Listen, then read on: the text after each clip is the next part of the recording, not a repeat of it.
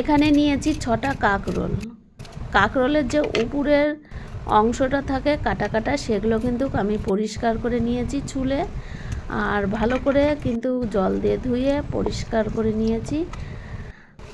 এইবার কাকরোলগুলো আমি মাঝ বরাবর কেটে নেব, আর কাকরোলের ভেতরের যে দানাগুলো থাকে সেগুলো কিন্তু আমি বের করে নেব, আর এই দানা কিন্তু আমাদের কাজে লাগবে। এইবার এক এক করে আমি সব কাকরোলগুলো কিন্তু দানাগুলো বের করে নিয়েছি।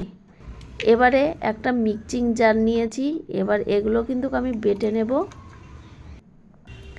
নিয়েছি 4টে কাঁচা লঙ্কা, 4-5টা, আর এখানে হাফ নারকেল কুড়িয়ে রেখেছি আগের থেকে।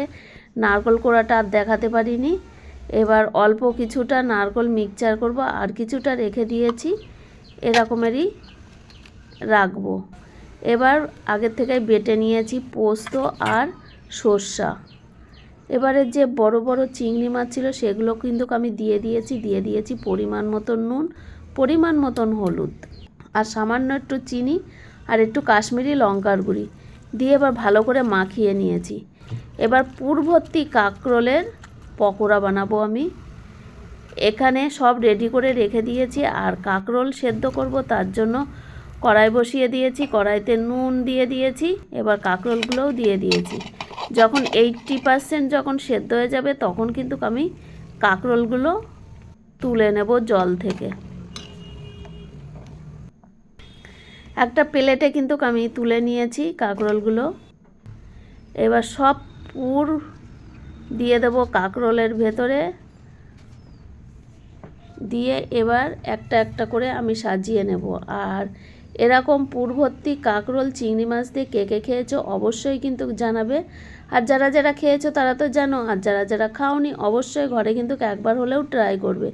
এই বর্ষার দিনে কিন্তু দুর্দান্ত লাগে। আমি সবগুলো কিন্তু একইভাবে তৈরি করে নিয়েছি।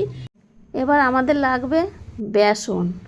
তা একটা বাটির মধ্যে আমি কিন্তু বেসন নিয়ে নিয়েছি, মানে ওটা হাতা ছিল 2 হাতা নিয়ে নিয়েছি। পরিমাণ মতন হলুদ, পরিমাণ মতন নুন, আর একটু কাশ্মীরি লঙ্কার গুঁড়ি, আর সামান্য একটু চিনি। চিনিটা টেস্টটাকে ব্যালেন্স রাখার জন্য দিয়ে দিয়েছি, আর ঘন করে আমি গুলিয়ে নিয়েছি ব্যাটারটা। কড়াইতে তেলও বসিয়ে দিয়েছি, তেলটা ওইদিকে গরম হয়েছে, আর এগুলো কিন্তু আমি এইবারে বেসনের মধ্যে চুবিয়ে কিন্তু দিয়ে দেব। খেতে কিন্তু দুর্দান্ত লাগে। আর গরম ভাত দিয়ে খেয়েছিলাম, তার সঙ্গে ডাল ছিল। ডালটা আর তোমাদেরকে দেখাতে পারিনি, কিন্তু খেতে অসাধারণ হয়েছিল। তোমরা কিন্তু ঘরে কিন্তু একবার হলেও ট্রাই করবে। এক পিঠটা হয়ে গেছে, আর এক পিঠটাও কিন্তু আমি উল্টিয়ে নিয়েছি। একটু লাল লাল করে ভাজতে হবে যাতে কাঞ্চি ভাবটা থাকে। এই যে আমি তৈরি করে নিয়েছি, এক ব্যাচটা হয়ে গেছে, পরের ব্যাচটাও আমি একইভাবে কিন্তু তৈরি করে নেব। ব্যাস হয়ে গেছে কাঁকরোলের রেসিপি।